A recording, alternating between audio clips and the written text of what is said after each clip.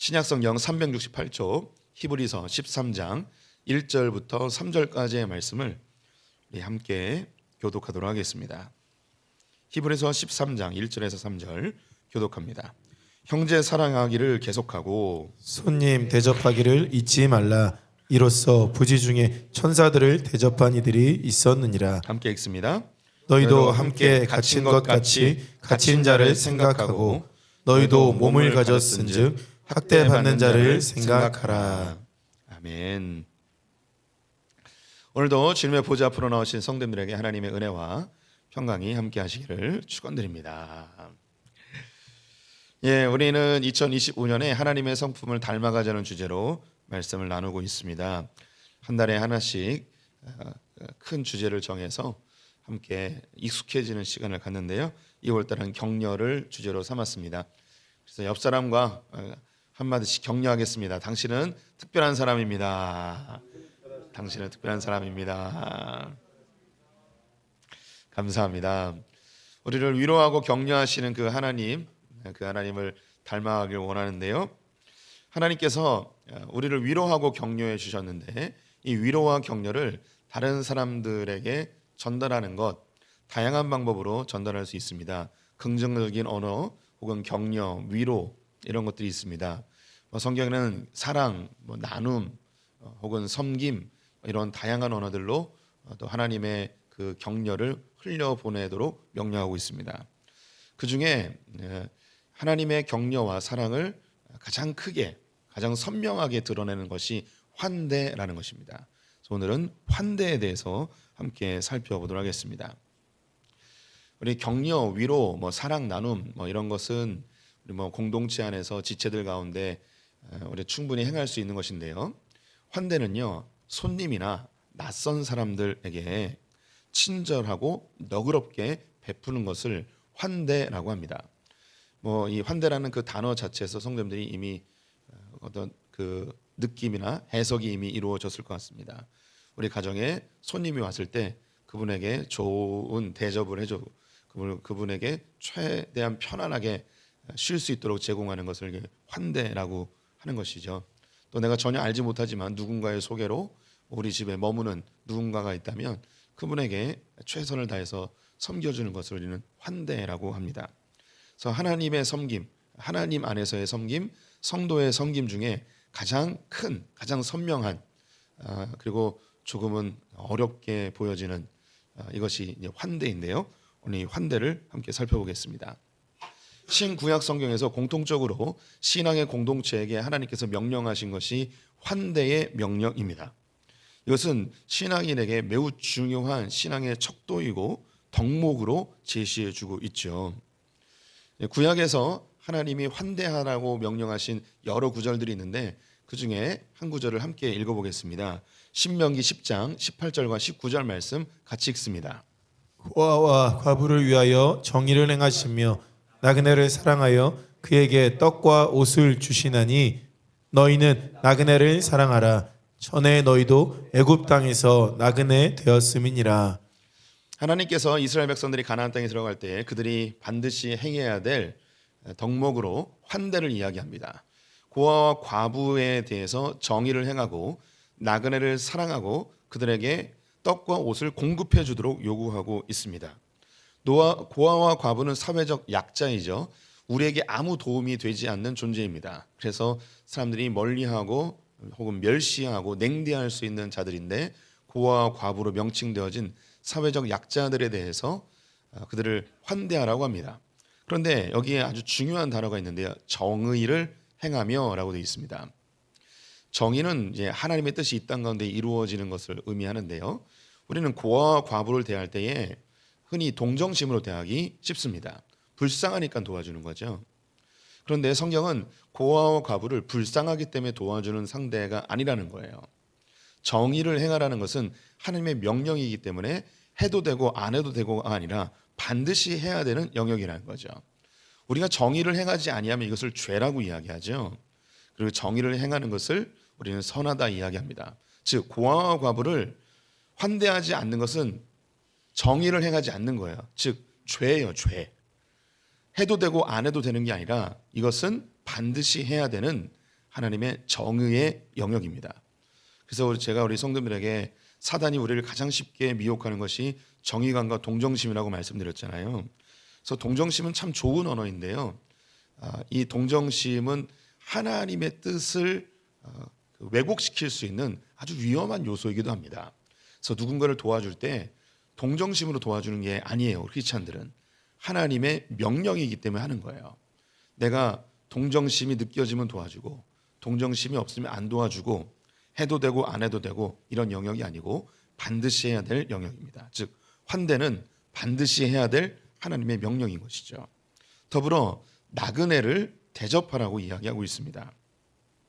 나그네를 대접하라는 것은 고대 중동 사회에서는 유목민 사회였기 때문에 도적의 위험이나 맹수의 위험이 아주 많았습니다. 그래서 자신이 홀로 나그네가 될 가능성도 있고 자기의 모든 재산을 한순간에 잃어버릴 수도 있습니다. 이때에 다른 베두인들, 다른 유목민들이 자기의 재산을 다 잃어버린 나그네를 발견했을 때 나도 언젠가 저런 나그네가 될 수 있으니 그들을 환대하고 그들이 다시 재기할 수 있도록 그들을 최대한 도와주는 그런 문화가 있었습니다. 그래서 나그네를 대접하지 않으면 명예롭지 않다고 생각하고 또 나그네를 대접하는 것은 나도 나그네가 될 수 있기 때문에 보험을 드는 듯한 느낌을 가지고 있습니다. 그런데 성경에서 하나님이 나그네를 대접하라 할 때에 보험을 드는 것도 아니고 너의 명예를 위해서도 아니고 하나님이 이스라엘 백성들에게 나그네 대접하라는 것은 너희도 애굽에서 나그네였기 때문에 나그네를 대접하라고 말씀하시는 것입니다. 이스라엘은 애굽에서 400년 동안 종의 삶을 살았습니다. 즉 나그네의 삶을 살았죠.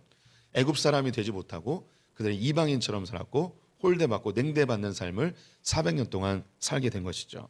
그런데 그들이 하나님의 전적인 은혜로 가나안 땅에 들어가 그 땅을 선물로 받게 되었습니다.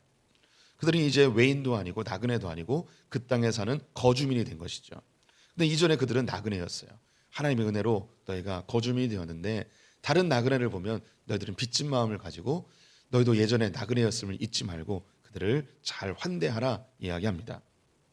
고대 중동에서는 나그네 대접하는 것이 보험을 드는 것이나 그들의 명예를 위해서 했다면 이제 이스라엘 백성들은 하나님이 주신 은혜에 대한 반응으로 나그네를 환대하도록 요구하고 있는 것이죠. 신약에서도 오늘 본문에 손님 대접하기를 잊지 말라라고 이야기합니다. 이 구절 외에도 나그네를 대접하라는 구절들이 많이 있습니다. 그런데 왜 나그네를 대접해야 되는지 그 이유에 대해서 선명하게 드러나는 한 구절이 있는데요. 에베소서 2장 19절 말씀 같이 읽어보겠습니다. 그러므로 이제부터 너희는 외인도 아니요 나그네도 아니요 오직 성도들과 동일한 시민이요 하나님의 권속이라. 네, 신약에서는 이제 복음이 이스라엘을 넘어서서 땅 끝까지 이르게 되어지죠. 이방인들이 하나님의 자녀가 되어지는 놀라운 역사가 일어나게 됩니다. 그래서 교회 공동체의 거의 대부분은 이스라엘 백성들이 아니었고 이제 이방인들입니다. 그들을 향하여서 너희는 이제는 외인이 아니다. 이방인이 아니다. 너희는 나그네도 아니다. 이제 너희는 누구냐? 하나님의 성도들, 하나님 나라의 시민이며 하나님의 권속 식구이다. 하나님의 자녀다라고 이야기하는 것이죠. 그래서 우리가 이전에는 하나님과 아무 관계없는 자들이었는데 이제 하나님의 은혜로 하나님의 자녀가 되었다는 거예요. 이제 우리는 이 은혜에 대한 빚진 마음으로 은혜에 대한 반응으로 여전히 하나님 밖에 있는 외인들, 하나님을 알지 못하는 이 세상에 본향을 잃어버린 나그네들에게 우리는 환대해야 될 것을 하나님이 요구하고 있죠. 네, 구약과 신약에서 공통적으로 나그네를 환대해야 될 이유는 우리가 이전에 나그네였기 때문에 그들을 환대해야 되는 것입니다. 우리가 이제 하나님의 백성이 되었으니 그 나그네들에 대해서 하나님의 마음을 가지고 긍휼히 여기고 환대해 줄 것을 요구받고 있는 것이죠. 성경은 또한 오늘 환대의 유익에 대해서도 이야기를 하고 있습니다. 오늘 2절 말씀에 보면 손님 대접하기를 잊지 말라. 이로써 부지 중에 천사들을 대접하는 이들이 있었느니라. 손님을 대접하면 나그네를 대접하면 그 가운데 천사들이 있을 수도 있다. 천사를 대접하게 되면 당연히 돌아오는 게 큰 복으로 돌아오겠죠. 그래서 너희들이 나그네 손님을 대접할 때 그 진심으로 대접하라. 혹시 알겠냐? 그 가운데 천사가 있을지. 이 구절은요 창세기 18장에 나오는 아브라함의 이야기를 인용한 것입니다. 창세기 18장에 아브라함이 어느 뜨거운 날에 장막에 앉아 있었습니다. 그런데 장막에 앉아서 밖을 내다보니 세 명이 그 무더운 날씨에 길을 걷고 있는 거예요. 그래서 눈이 마주쳤어요. 그래서 그 뜨거운 날씨에 길을 걷는 세 명의 나그네를 자기의 장막으로 초대합니다. 그리고 송아지를 잡아서 그들에게 환대해 주죠. 근데 놀랍게도 이 세 명이 누구였냐면 두 명은 천사였고 한 명은 육신을 입고 이 땅에 잠시 오신 하나님. 이것을 이제 구약에 나타난 예수 그리스도라고 하는데요. 하나님이 이 아브라함을 찾아오게 된 거예요. 그래서 천사와 부지 중에 손님 대접하기를 잘한 이 아브라함에게 천사와 하나님이 방문하게 된 것이죠. 하나님께서는 이 아브라함의 환대를 받으신 이후에 1년 뒤에 네가 아들을 낳을 것이라는 기쁜 소식을 전해주고 가십니다. 이처럼 우리가 손님을 대접하고 또 나그네를 대접할 때에 부지 중에 나도 알지 못하는 사이에 천사를 대접하는 일이 있을 수 있다는 거죠. 꼭 굳이 천사가 아니더라도 내가 누군가를 환대해주고 그를 도와주게 되면, 진심으로 도와주게 되면 그것이 자기에게 복으로 돌아오는 일들이 우리 주변에 너무나 많이 있습니다. 제가 우리 성도님들하고 아주 옛날에 나누었던 예화이긴 한데요. 기억하시는 분이 있다면 양해해주고 들으십시오. 아주 좋은 예화이기 때문에 성도님들에게 나눠봅니다. 처음 듣는 분들 오늘 땡 잡은 거예요. 19세기 말엽에요.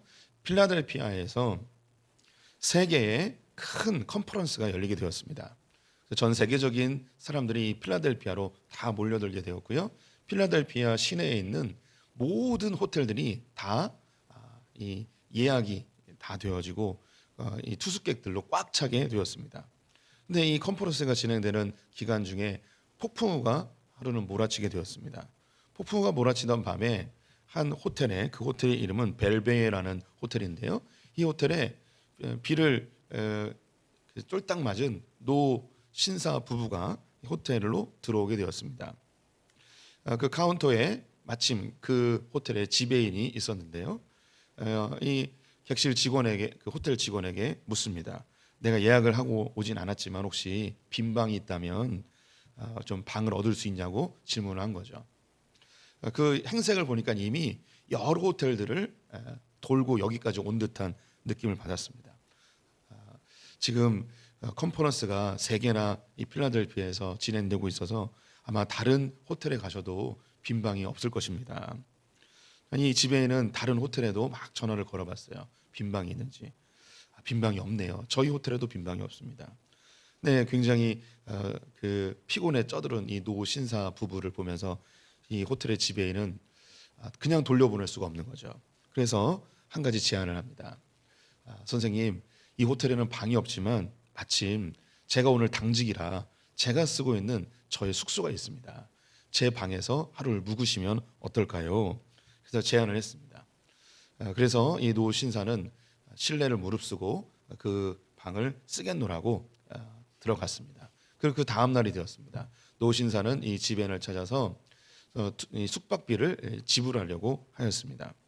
그랬더니 지배인이 하는 이야기가 그 선생님께서 묵으신 방은 정식 객실이 아니기 때문에 제가 숙박비를 받을 수가 없습니다. 두 분께서 편안하게 쉬신 것만으로도 저에겐 큰 보람이 있습니다라고 이야기를 하죠. 그러자 이 노 신사가 이 지배인을 향해서 이렇게 얘기했습니다. 어느 호텔 사장이라도 당신 같은 사람을 정말 탐낼 것 같습니다. 이야기합니다. 그러자 이 지배인이 정말 감사합니다. 당신의 칭찬 한마디가 저를 너무너무 기쁘게 행복하게 해주네요. 라고 하면서 이 두 사람은 이제 헤어졌습니다. 그런데 2년이 지나서 이 지배인에게 편지 한 통이 도착했습니다. 이 편지에는 뉴욕으로 가는 기차표 티켓과 그리고 주소 하나가 써 있었습니다. 그리고 이 주소로 찾아오라는 것이었습니다. 그래서 이 지배인은 기차를 타고 뉴욕에 가서 택시를 타고 그 주소지까지 가게 되었습니다. 그래서 그 노 신사 부부와 재회를 하고 기쁨을 나누었죠. 그러더니 이 노 신사가 이 호텔 지배인을 데리고 어떤 공사 현장으로 데리고 갔습니다. 아주 넓은 공사 현장에 건물을 짓고 있었습니다. 그러면서 이야기합니다. 이 건물은 바로 당신을 위해 짓고 있는 호텔이요. 이 호텔을 맡아서 경영해 주시오. 라고 이야기를 합니다. 이 호텔은 뉴욕 맨하튼에서 가장 유명한 호텔인 웰도프 아스토리아라는 호텔입니다. 우리 성도님들이 그 뉴욕을 배경으로 하는 영화를 보면 거기에 있는 유명한 사람들이 다 이 호텔을 배경으로 찍고 있습니다. 이 호텔의 초대 지배인이고 죽을 때까지 죽음도 이 호텔에서 죽었는데요. 이 이야기의 주인공이 누구냐면 조지 볼트라는 사람입니다. 이 호텔은 얼마나 유명하냐면 존 F 케네디가 결혼하고 첫날 밤을 여기서 지냈고요. 미국의 31대 대통령이었던 허버트 후보라는 사람이 있습니다. 이 후보 대통령은 자기가 그 대통령을 퇴임하고 30년 동안 이 호텔에서 지냈어요. 그리고 이 호텔의 가장 유명한 것을 하나 꼽으라면 우리 성도님들 그 샐러드 먹을 때 샐러드에 드레싱 이렇게 뿌려서 먹잖아요. 드레싱 뿌려 먹는 것 중에 그 사우전드 아일랜드라는 그 드레싱이 있어요. 이 사우전드 드레싱이 어디서 개발된 거냐면 바로 이 아스토리아 호텔에서 개발이 됐고 지금 전 세계에서 이 드레싱을 먹고 있죠. 이제 이 사우전드 그 아일랜드 이 드레싱이 뭐 그렇게 대단한 건 아니에요. 마요네즈에다가 케찹을 이렇게 섞어가지고 한 거거든요. 근데 그렇게 한 게 이제 그 거기서 개발해서 그 내놓았기 때문에 유명해지게 됐죠. 네, 이 조지 볼트는 폭풍우가 치는 그 늦은 밤에 찾아온 자기가 알지 못하는 한 노 부부를 환대해 주었습니다. 그는 아무 조건 없이 환대해 주었고 그것이 그의 인생을 완전히 뒤바꾼 놀라운 사건이 되었죠. 예, 저희가 우리는 뭐 미국에 살지 않기 때문에 잘 모를 텐데 이 조지 볼트는 호텔계의 제왕이라고 불리는 사람입니다. 우리는 잘 모르지만 그래서 19세기 말과 20세기 초반에 호텔을 어떻게 경영해야 되는지, 호텔을 어떻게 운영해야 되는지 그 스탠다드를 제공한 호텔계에서는 제왕과 같은 영웅 같은 사람이 바로 이 조지 볼트라는 사람입니다. 이 아스토리아라는 호텔, 그 유명한 호텔의 지배인이 되었기 때문에 더 많이 사람들에게 알려지게 된 것이죠. 우리 인생에서 누군가를 환대하고 대접했을 때 인생이 뒤바뀌는 그런 경우들 많이 있을 수 있습니다. 성경에 몇 가지 인물들이 더 있는데요. 아브라함을 만났던 그 두 천사가 소돔과 고모라로 가게 됩니다. 소돔과 고모라 성문에서 앉아 있었던 사람이 누구였냐면 아브라함의 조카였던 롯이었습니다. 이 롯이 두 사람 나그네를 보고서 자기의 집으로 데려와 환대하게 되죠. 그날 밤에 이 소돔과 고모라가 하나님의 심판을 받게 될 것이라고 예고해 주었고 이 롯과 그의 두 딸이 이 천사들의 도움으로 구원을 얻게 됩니다. 환대를 통하여서 구원에 이르게 된 것이죠. 또 여호수아서를 보게 되면 이스라엘 백성들이 가나안 땅에 들어가기 바로 직전에 그 땅을 정탐하기 위해서 두 명의 정탐꾼을 보내게 됩니다. 이 두 정탐꾼이 여리고성에 잠입해 들어가게 됐는데 안타깝게도 경비병에 의해서 걸리게 되었고 이 두 정탐꾼은 몸을 피하기 위하여 기생 라합의 집으로 숨어들게 되었습니다. 이 기생 라합은 자신들을 공격해 들어오는 이스라엘의 두 정탐꾼을 환대해 줍니다. 그를 숨겨주고 보호해 주죠. 그리고 여리고성의 경비병들에게는 거짓말을 합니다. 그렇게 두 정탐꾼을 환대해 주었던 이 기생 라합은 여리고성이 하나님의 심판으로 멸망할 때에 구원받는 일이 발생하게 되는 거죠. 이 환대는 구원과 직결되어짐을 볼 수 있습니다. 아니 구원이 아니더라도 큰 복과 직결됨을 볼 수 있죠. 사실 우리 성도님들은 이미 이 환대를 경험하신 분이고 환대를 실천하신 분입니다. 그 환대는 누구냐면 바로 예수 그리스도를 환대하신 분들이죠. 예수 그리스도는 우리 성도님들에게 낯선 분이었습니다. 이 민족에게도 낯설었고 이 대한민국이라는 나라에 굉장히 낯선 분이죠.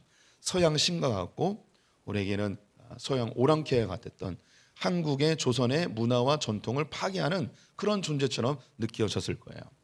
우리 가운데는 예수로 인해서 가정이 혼란스러워지고 핍박이 일어나고 다툼이 일어난 분들도 있었을 것입니다. 지금까지 내가 살아왔던 삶의 패턴들을 다시 뒤바꿔야 되는 일임에도 불구하고 우리 성도님들께서는 그 예수, 낯선 예수를 환대하셨습니다. 즉 영접하신 것이죠. 그 영접함으로 인하여서 우리는 무엇을 얻은 거냐면 구원을 얻게 되었습니다. 요한계시록 3장 20절 말씀 같이 읽어보도록 하겠습니다. 볼지어다 내가 문 밖에 서서 두드리노니 누구든지 내 음성을 듣고 문을 열면 내가 그에게로 들어가 그와 더불어 먹고 그는 나와 더불어 먹으리라. 우리가 예수 그리스도를 환대하였을 때, 즉 그분의 낯섦과 그분의 우리의 익숙하지 않음을 극복하여 마음의 문을 열게 되면 이 마음에 들어오셔서 우리와 함께 먹고 마시는, 즉 환대의 즐거움이 이 안에서 일어납니다. 그리고 우리는 구원에 이르게 되는 것이죠. 성경은 이 환대를 엄청난 큰 무게감으로 우리에게 주어주고 있습니다. 환대를 통해서 구원에 이르는 문제까지 언급하고 있는 것이죠.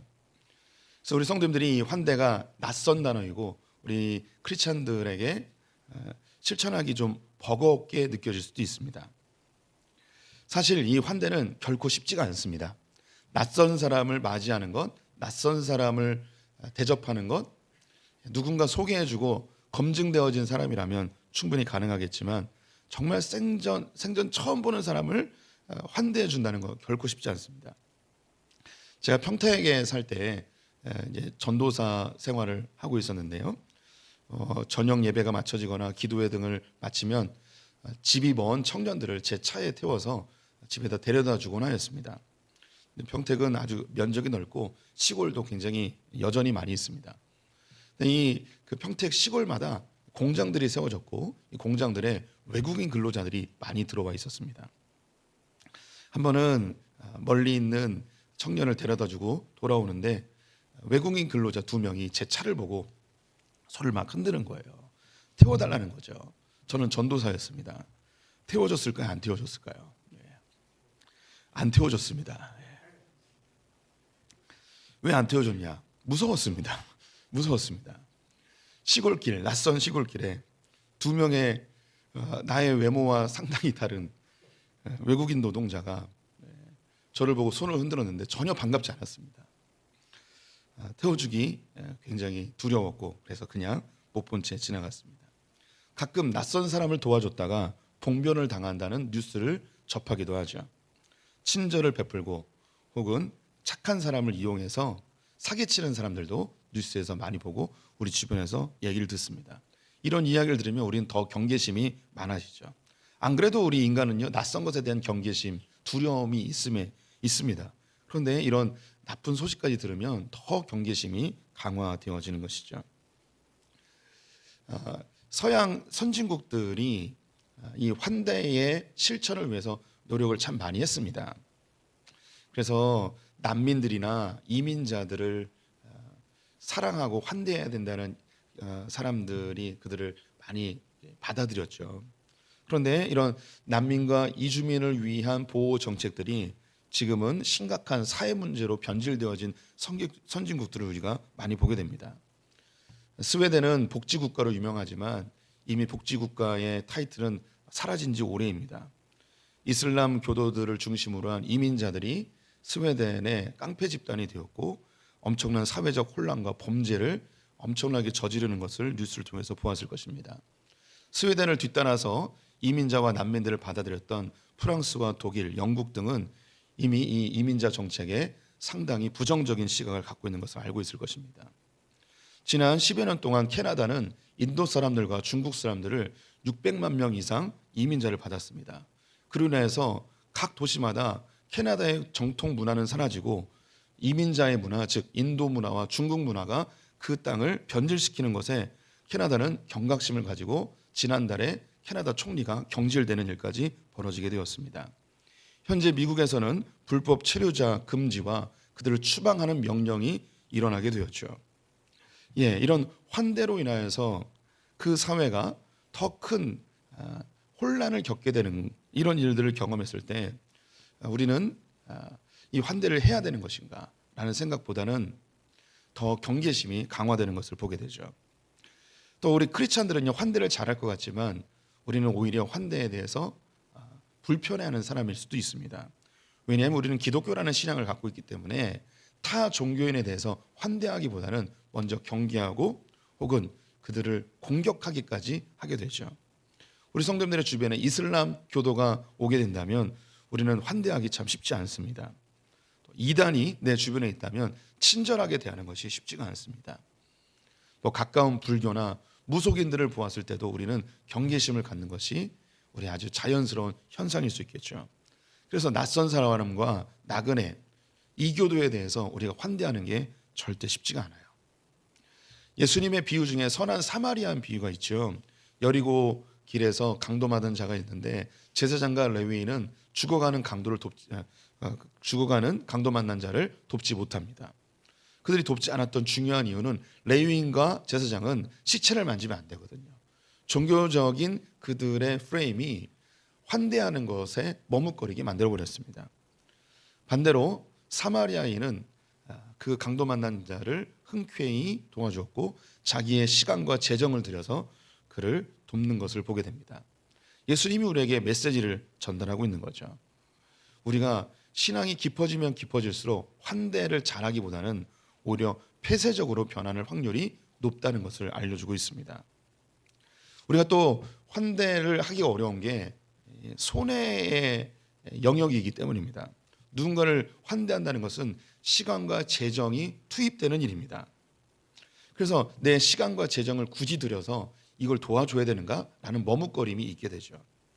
제가 친한 누나가 한 분 계신데 이분이 참 그분의 삶의 스토리가 우여곡절이 많은데 어찌어찌해서 결혼을 하게 됐습니다. 근데 이 남자분이 몸에 좀 질병이 있었어요. 폐병도 앓고 몸이 좀 연약한 분이었는데 직장에서 과로하다가 집에 돌아오는 길에 좀 졸려가지고 길가에 차를 세우고 잠시 눈을 붙이고 집에 가야겠다 한 거죠. 근데 차에서 눈을 붙였는데 그대로 돌아가셨어요. 과로사인 거죠. 그래서 차가 어떤 상점 앞에 대놨는데 상점 주인이 자기 상점 앞에 차가 계속 있으니까 차를 빼달라고 하려고 가서 보니까 사람이 그렇게 누워 있는 거예요. 직감적으로 뭔가 문제가 있다 싶어서 119에 신고를 하고 그 사람이 이제 죽은 것을 알게 됐습니다. 근데 이 누나는 과로사였기 때문에 이건 산재 처리를 해야겠다 해서 산재 신청을 했습니다. 근데 산재 결정이 잘 안 나잖아요. 이 가운데 재판이 오랫동안 지속되었습니다. 문제는 어디 있었냐면 이 처음 신고하신 상점 주인이 이 재판에 계속 나가야 되는 거예요. 증언하려고. 결국에는 이 상점 주인이 나 재판에 안 나가겠다고. 자기 시간이 들고 영업 못하고 너무너무 힘든 거예요. 귀찮은 거예요. 너무 괴로운 거죠. 그래서 이 누나에게 뭐라고 이야기했냐면 내가 다시는 누구를 도와주나 봐라 이야기한 거죠. 이런 일이 우리에게 벌어지면 우리는 누군가를 환대하고 도와주는 게 쉽지가 않습니다. 현대는 개인주의가 더 팽배해지고 있기 때문에 나 하나 챙기기도 어려우니 누군가를 도와주는 것 우리가 생각도 못하는 시대를 살아가고 있습니다. 또 요즘은요 물에 빠진 놈 구해줬더니 보따리 내놓으라는 그런 이야기가 실제로 많이 일어납니다. 성도님들도 뉴스를 통해서 들어봤겠지만 지하철이나 상점에서 심장마비로 쓰러졌는데 여성이 쓰러졌어요. 남성분이 심폐소생술을 했는데 깨어난 이후에 자기를 성추행했다고 고소해서 벌금을 내는 일이 발생하는 거죠. 이런 일이 있으면 내가 도와줬는데 내가 환대하고 내가 선의를 베풀었는데 오히려 자기에게 피해로 돌아오니 이런 상황에서 어떻게 누군가를 도와주겠습니까? 그래서 이 시대는 점점점 환대 이것이 사라져버리는 시대가 되었습니다. 낯선 사람을 더 경계하고 나와 다른 사람에 대해서 냉대하고 심지어 죽어가는 사람이 있어도 우리는 쳐다보지도 않는 그런 시대를 살아가고 있죠. 이런 시대에 성경은 뭐라 이야기하는가? 그럼에도 불구하고 우리에게는 손님 대접하기를 절대 잊지 말라고 이야기합니다. 너희가 나그네였고 외인이었기 때문에 그 나그네와 외인 같은 이 세상 사람 돕지 않는 그 사람들에 대해서 환대해 주기를 요구하고 있습니다. 로마 기독교가 313년에 콘스탄틴 대제에 의해서 종교의 자유를 얻게 되었죠. 하지만 콘스탄틴 대제가 없었어도 로마는 기독교를 인정할 수밖에 없었습니다. 왜냐하면 그 당시 로마 사회에는 50% 정도가 기독교인이었어요. 이미 로마라는 제국이 기독교인으로 가득 차 있는 상태였기 때문에 기독교를 인정하는 것이 그다지 어려운 일이 아니었습니다. 그러면 로마가 기독교를 10차례 이상 엄청난 핍박을 했음에도 불구하고 기독교가 사라지지 않을 뿐더러 기독교가 로마를 뒤집어 엎어버렸습니다. 어떻게 이런 일이 벌어졌는가? 이 이야기도 성도들에게 몇 차례 이야기한 것 같은데요. 다시 언급드립니다.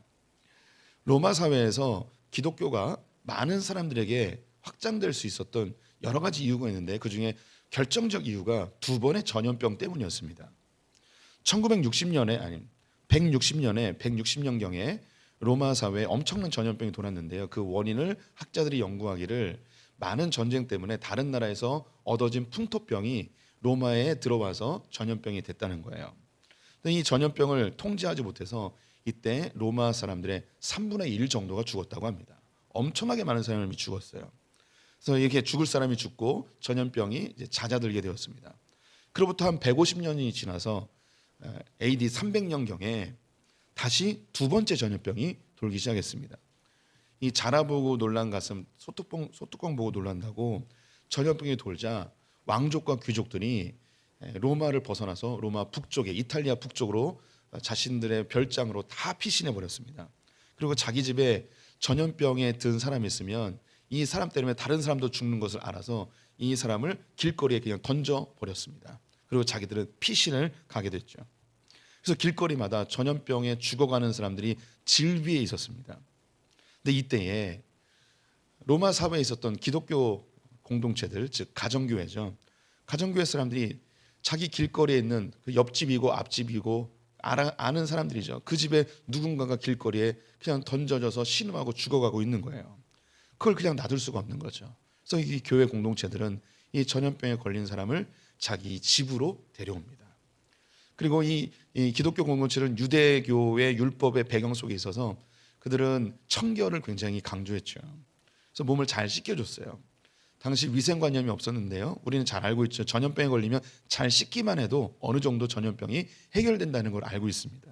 그래서 일단 씻겨줍니다. 그리고 먹을 것을 제공해주고 그들의 환부를 소독해주고 물로 소독해주고 뭐 이렇게 하니까 얘들이 조금씩 살아나는 거예요.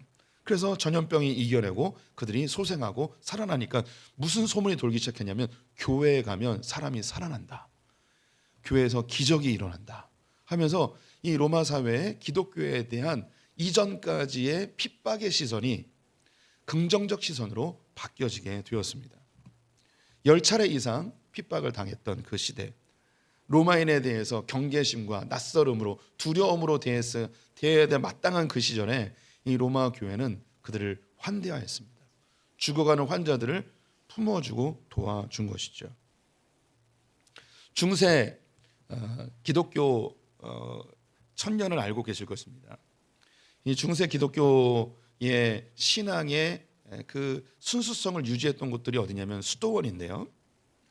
이 수도원에 순례자들이나 병에 걸려 죽어가는 사람들이 여기 버려지고 그 안으로 들어가서 기도나 하면서 지내야겠다 뭐 이런 사람들이 수도원으로 많이 다니게 되었습니다.